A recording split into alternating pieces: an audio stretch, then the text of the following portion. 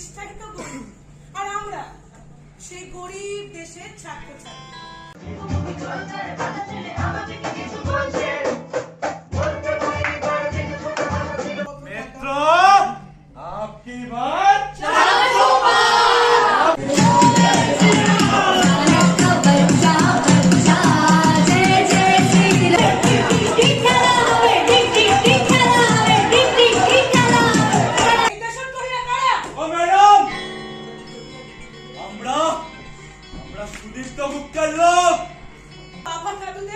বিধানসভা থেকে লোকসভা পর্যন্ত শূন্য করে ছেড়েছি।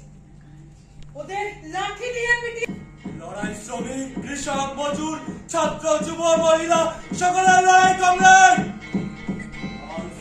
কমরেড